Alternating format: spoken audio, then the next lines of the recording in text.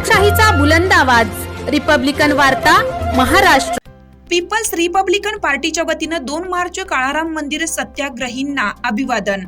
नाशिकच्या gel road येथे करण्यात आले होते कार्यक्रमाचं आयोजन। पीपल्स रिपब्लिकन पार्टी नाशिकच्या वतीनं राष्ट्रीय अध्यक्ष प्राध्यापक जोगेंद्र कवाडे सर, कार्याध्यक्ष जयदीप कवाडे, प्रदेशाध्यक्ष गणेश उन्हवणे यांच्या आदेशानुसार आज जेल रोड, नाशिक रोड या ठिकाणी काळाराम मंदिर सत्याग्रहातील सत्याग्रहींना अभिवादन करून यावेळी सर्वच महापुरुषांच्या घोषणा देऊन सर्वच महापुरुषांना अभिवादन करण्यात आले। तसेच डॉक्टर बाबासाहेब आंबेडकर यांच्या प्रतिमेला पुष्पहार अर्पण करून बाबासाहेबांना अभिवादन केलं।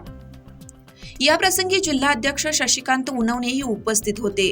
यावेळी बाबासाहेबांनी या देशातील धार्मिक गुलामी आणि गुलामीतून हजारो वर्ष शोषित पीडित असलेल्या दलित आदिवासी समाजाला मुक्त करण्यासाठी हा लढा मानव मुक्तीचा लढा म्हणून पुढील काळामध्ये घोषित झाला।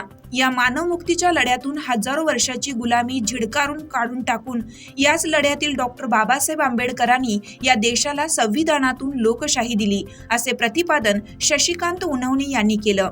यावेळी ज्येष्ठ साहित्यिक साराभाई वेळुंजकर, भागवत डोळस, कालिदास शिंदे, राज निकाळे, नवनाथ कातकाडे, जावेद शेख, बिलाल शेख, मोबिन खान, अभिषेक, शाहरुख खान, शादाब शेख, रवी पगारे, शिरीष गांगुर्डे, दर्शन पगारे, शरद सोनवणे, प्रशांत पाटील, गोविंद शिंगारे, नवनाथ माने, मुरली कोळे, मनोज अहिरे, सुनीता कर्डक, अलका निकम, लक्ष्मी गडगडे, निर्मला सोनवणे, गयाबाई काळे अशा अनेक महिला आणि पुरुष पदाधिकारी व कार्यकर्ते उपस्थित होते।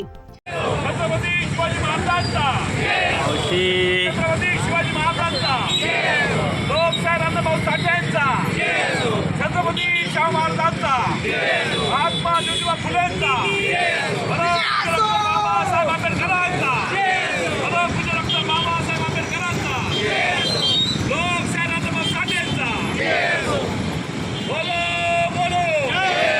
मंदिर प्रवेश सत्याग्रह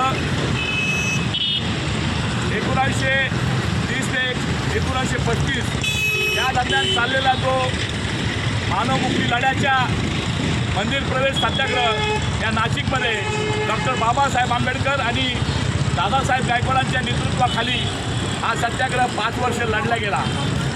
या सत्याग्रहाच्या माध्यमातून या देशाला बाबासाहेबांना एकच संदेश द्यायचा होता की इथल्या काळारामा मंदिरामध्ये हजारो वर्ष जी शूद्र म्हणून गणल्या गेली होती, अशा लोकांना या मंदिरात प्रवेश दिला जात नव्हता।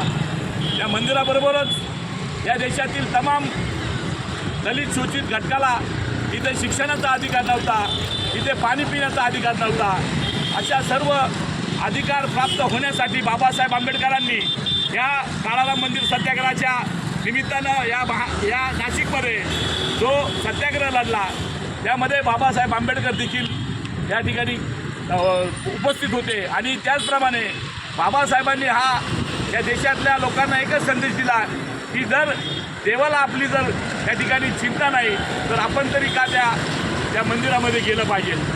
हजारो वर्ष ज्या लोकांना मारलं गेलं, सोडलं गेलं, त्या लोकांना शोषित पीडित ठेवण्यात आलं, अशा लोकांच्या हक्कासाठी आणि त्यांच्या रक्षणासाठी, त्यांच्या भवितव्यासाठी डॉक्टर बाबासाहेब आंबेडकरांनी आपला हक्क या ठिकाणी या देशाच्या प्रस्थापित वर्गासमोर ठेवला होता।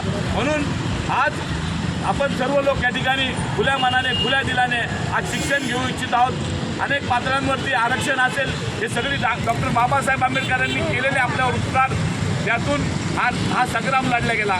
म्हणून या संग्रामाच्या निमित्तानं आम्ही या ठिकाणी पीपल्स रिपब्लिकन पार्टी प्राध्यापक जोगेंद्र कवाडे सर, राष्ट्रीय कार्याध्यक्ष जयदीपजी कवाडे, प्रदेशाध्यक्ष गणेशभाई उन्हवणे यांच्या आदेशानुसार या ठिकाणी दादासाहेब गायकवाड आणि या ठिकाणी बाबासाहेब आंबेडकरांच्या आम्ही या ठिकाणी स्मरण केलं आहे। आणि या ठिकाणी बाबासाहेब आंबेडकरांच्या फोटोला आम्ही पुष्पहार अर्पण करून बाबासाहेबांच्या बद्दल आम्ही कृतज्ञता व्यक्त करतो।